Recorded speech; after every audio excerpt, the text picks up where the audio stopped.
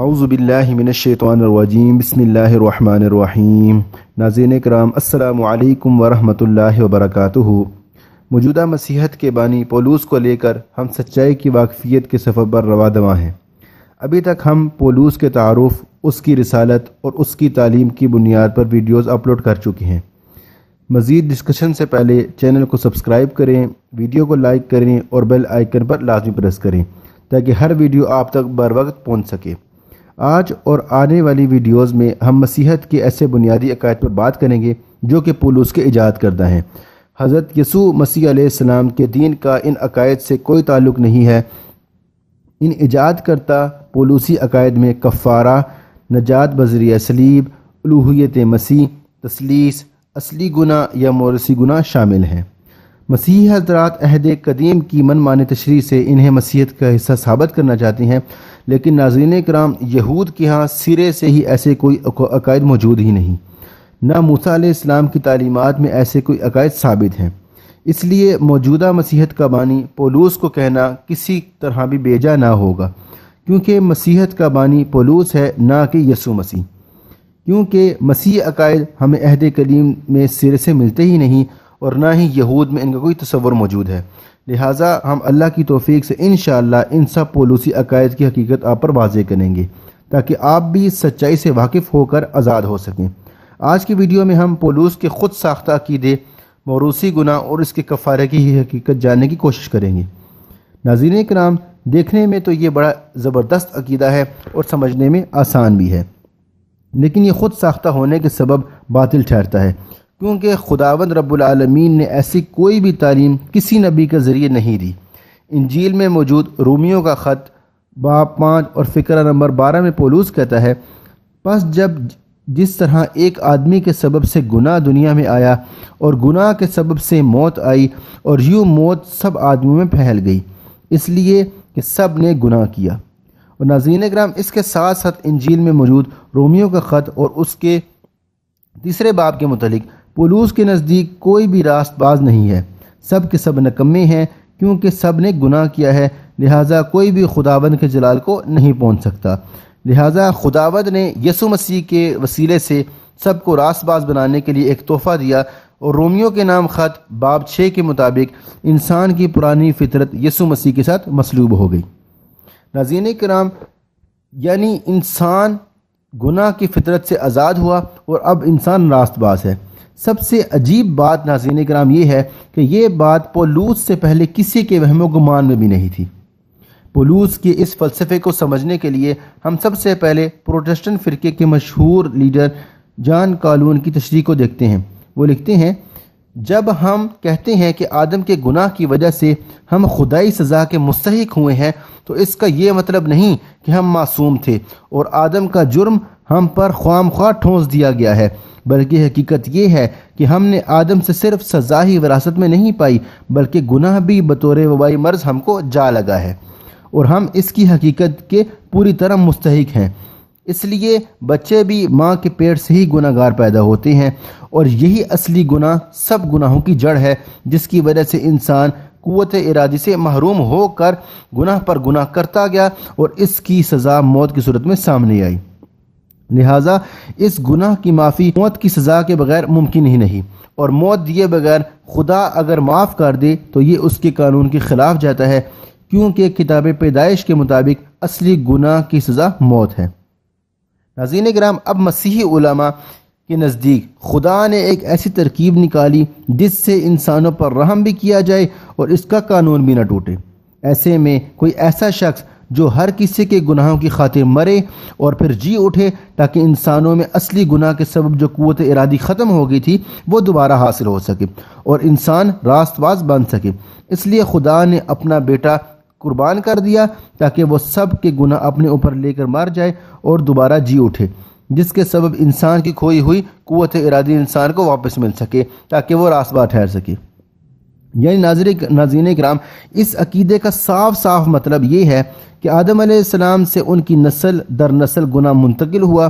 دوسرا، آدم علیہ السلام کی قوت ارادی بھی ختم ہو گئی، جس کے سبب انسان گناہ کے لیے تو آزاد ہے لیکن نیکی کرنے کے لیے وہ خود مختار نہیں رہا، اور یہ چیز آدم اور حوا کی فطرت میں شامل ہو گئی، جس سے ہر انسان گناہ گار پیدا ہونے لگا۔ اب اس سے چھٹکارا صرف اور صرف موت کی صورت میں ممکن ہے۔ یہی وجہ ہے کہ یسوع مسیح نے صلیب پر جان دے کر ہمیں اس گناہ سے آزاد کیا اور دوبارہ جی اٹھ کر ہمیں راست باز ٹھہرایا۔ اب مسیحی علماء ایک منطق پیش کرتے ہیں جو کہ انسان یسوع مسیح کی قربانی پر ایمان رکھے گا اور یہ قربانی صرف اسی انسان کے لیے ہے، اور اس کا عملی ثبوت یہ ہے کہ اس کو بپتسمہ لینا ہوگا۔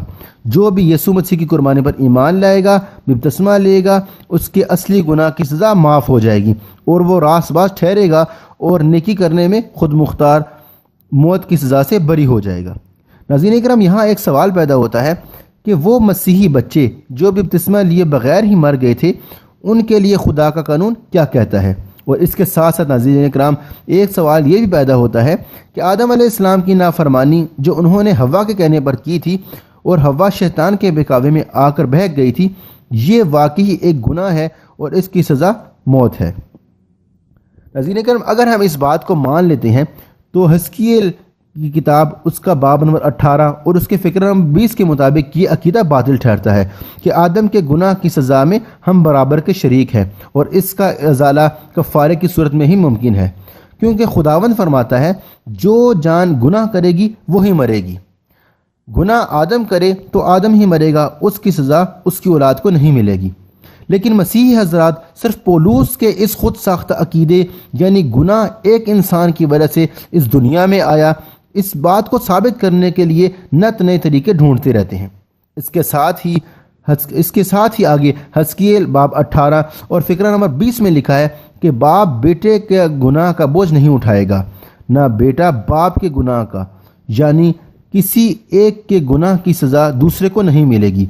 صادق کی صداقت اسی کے لیے ہے اور شریر کی شرارت بھی اسی کے لیے ہے، یعنی کسی انسان کی نیکی صرف اسی کو فائدہ دے گی اور کسی انسان کا گناہ بھی اسی کو نقصان دے گا۔ یہاں سے ناظرین کرام موروثی گناہ کا نظریہ باطل ٹھہرتا ہے اور عقیدہ کفارہ بھی اسی بنیاد پر اور خود ساختہ عقیدہ ہونے کے سبب باطل ٹھہرتا ہے۔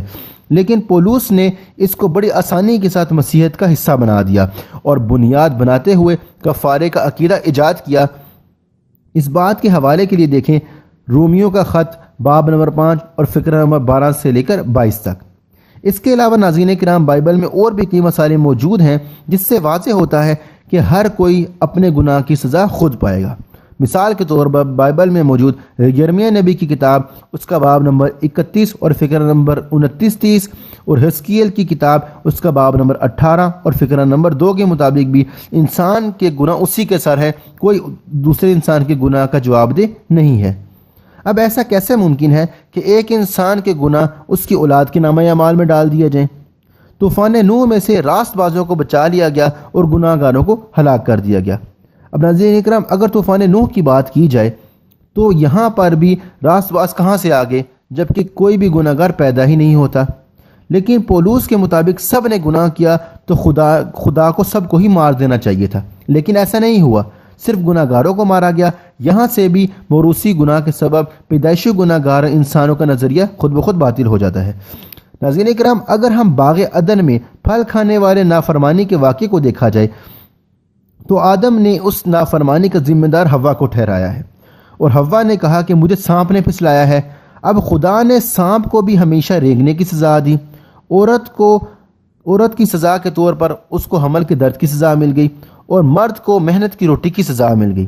اب اگر پیدائش باب 3 کے مطابق جب گناہ کی سزا مل گئی تو پھر گناہ معاف ہو گیا، لیکن جب سزا بھی مل گئی اور گناہ معاف بھی نہیں ہوا تو یہ خدا کا عجیب و غریب غیر منصفانہ قانون سمجھ سے باہر ہے۔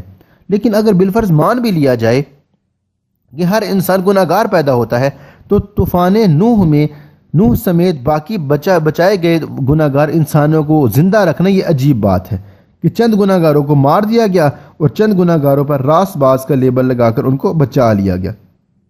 ایسے میں ہر انسان کا گناہ گار پیدا ہونا ثابت نہیں ہوتا، ورنہ یوحنا بپتسمہ دینے والے اور یسوع مسیح سمیت ہر انسان گناہ گار ثابت ہوتا ہے، جو کہ مسیح ذات تسلیم نہیں کرتے۔ ناظرین کرام، بائبل میں موجود پیدائش کی کتاب اس کا باب نمبر 7 اور فقرہ نمبر 1 کے مطابق خداوند نوح کو نیک انسان سمجھتا ہے، یہاں سے پیدائشی گناہ گار انسان کا فلسفہ باطل ٹھہراتا ہے، جبکہ مسیح حضرات انبیاء کو بھی گناہ گار ٹھہراتے ہیں۔ انجیل متی باب نمبر 7 اور فقرہ نمبر 17 کے مطابق یسوع مسیح نے فرمایا تھا کہ اچھا درخت اچھا پھل دیتا ہے، یعنی نیک انسان نیک کام کرتا ہے۔ یہاں سے پیدائشی گناہ گار انسان اور کفارے کا فلسفہ بھی باطل ٹھہراتا ہے، جو کہ یسوع مسیح کی تعلیم کے بھی خلاف ہے۔ یسوع مسیح کہتے ہیں کہ میں تو نیک انسانوں کو کچھ نہیں کہتا، میں تو گناہ گاروں کو توبہ کرنے کا کہتا ہوں۔ یہاں پر بھی کفارے سے نجات کا خود ساختہ نظریہ باطل ٹھہرتا ہے، کیونکہ نجات توبہ کرنے میں ہے، نہ کہ کفارہ ادا کرنے میں۔ اسی طرح انجیل متی باب 9 اور فقرہ نمبر 13 کے مطابق جب کوئی راست باز ہی نہیں ہے تو ہر نیک انسان دنیا میں کہاں سے آ گئے۔ اسی طرح انجیل متی باب 12 اور فقرہ نمبر 37 کے مطابق ہر انسان کے اچھے اور برے عمل کے مطابق انصاف کیا جائے گا۔ یہاں پر بھی اصلی والا خود ساختہ نظریہ باطل اور کفارے پر ایمان سے نجات کا ذریعہ بھی باطل ہو جاتا ہے۔ ناظرین کرام، الغرض پولوس کا ایجاد کردہ اصلی گناہ یا موروثی گناہ کا یہ نظریہ ہر لحاظ سے باطل ہو جاتا ہے۔ انشاءاللہ ہم اپنے آنے والی ویڈیوز میں مزید پولوس کی تعلیمات سے حقیقت کو جاننے کی کوشش کریں گے۔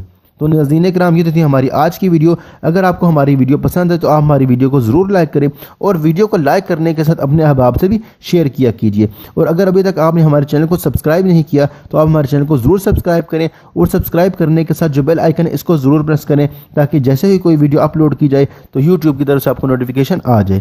اگلی ویڈیو تک کے لیے میں آپ سے اجازت چاہتا ہوں۔ السلام علیکم ورحمۃ اللہ وبرکاتہ۔